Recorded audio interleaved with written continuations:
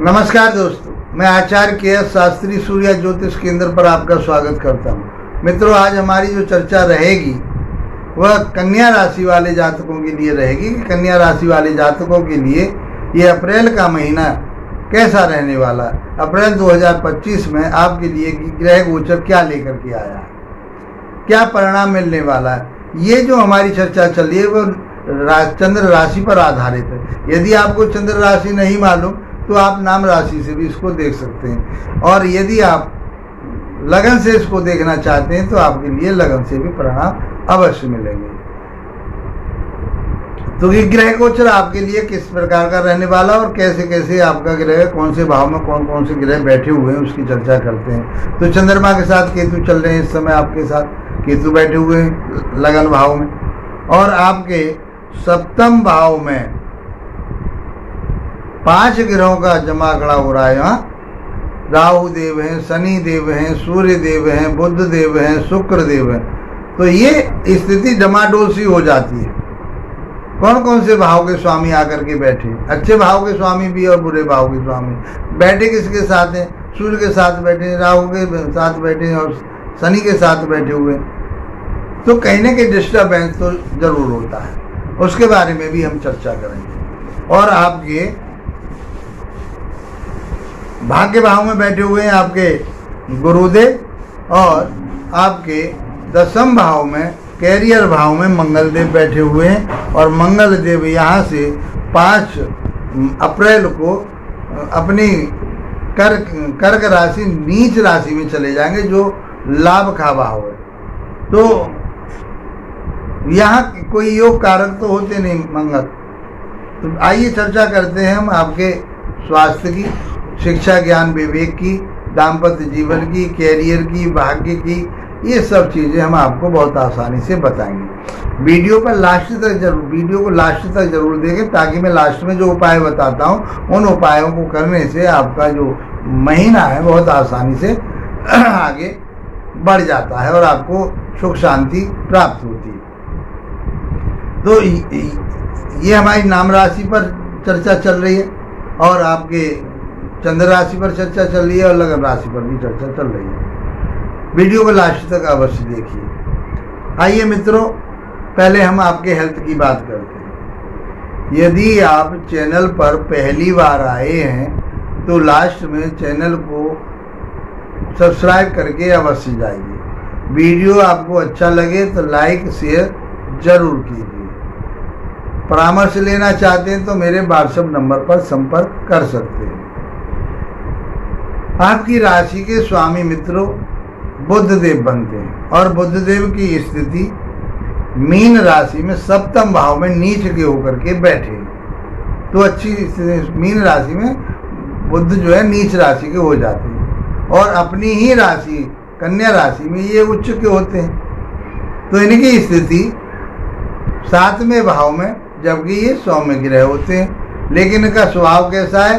गंगा गई गंगादास, जमुना गई जमुनादास।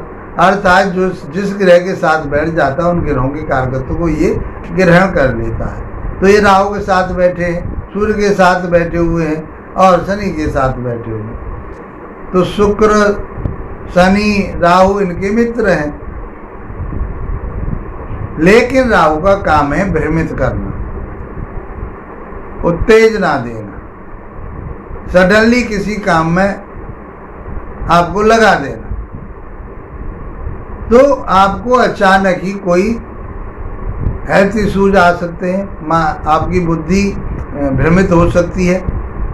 बात पित्त कफ तीनों रोगों में से कोई न कोई आपके लिए डिस्टर्ब कर सकता है, क्योंकि सप्तम भाव में ये बैठे, जबकि सप्तम भाव आपके व्यापार का है, बिजनेस का है, आपके दाम्पत्य जीवन का है, आपके पार्टनरशिप का है।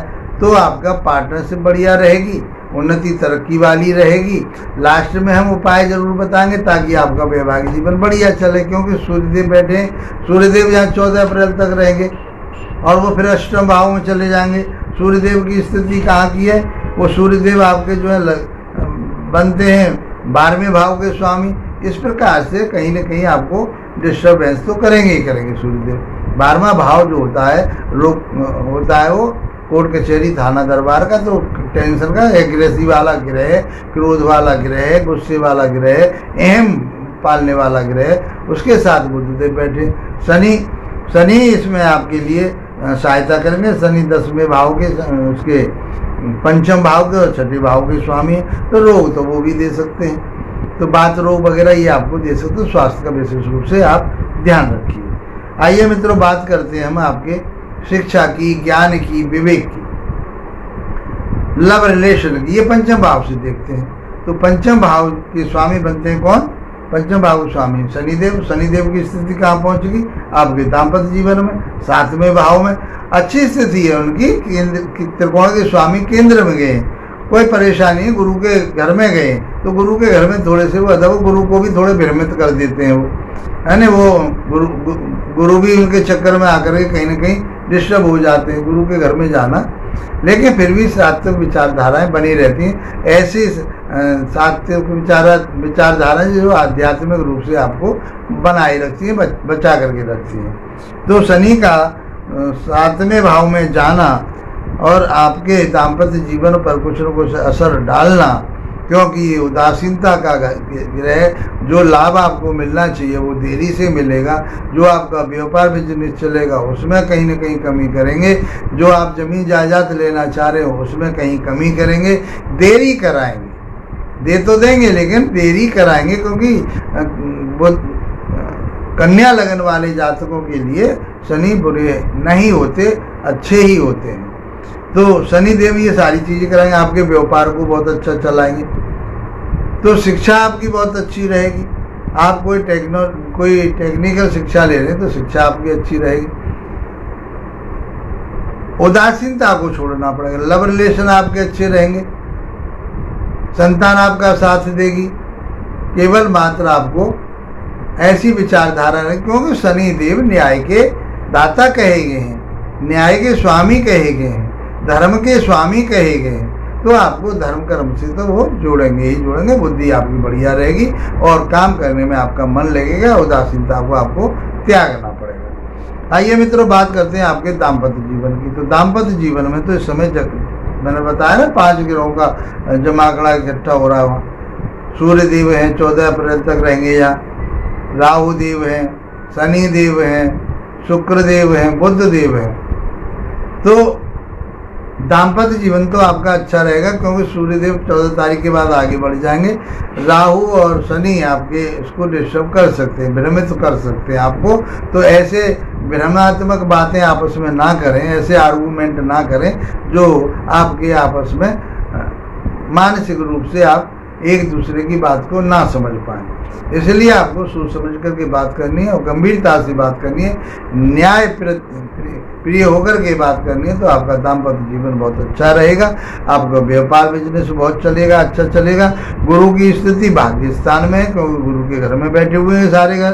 तो गुरु की स्थिति बढ़िया मजबूत है आपके गुरु, तो आपके लिए धर्म कर्म से जोड़ेंगे, आपको अच्छे रास्ते पर ले जाएंगे। तो आपका व्यापार भी चलेगा, पार्टनरशिप भी चलेगी और आप लंबी यात्राएं जो भी करेंगे उससे आपको लाभ प्राप्त होगा। आइए भाग्य की बात करते हैं। भाग्य के स्वामी भी गुरु बैठे हुए हैं शुक्रदेव। शुक्रदेव बैठे हुए हैं आपके गुरु के घर में और गुरु बैठे हुए हैं शुक्रदेव के घर में।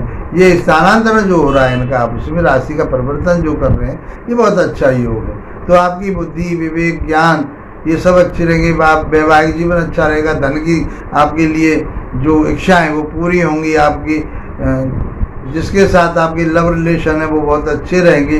गुरु आपको मार्गदर्शन देंगे और उन्नति तरक्की की तरफ को आपको ले जाएंगे।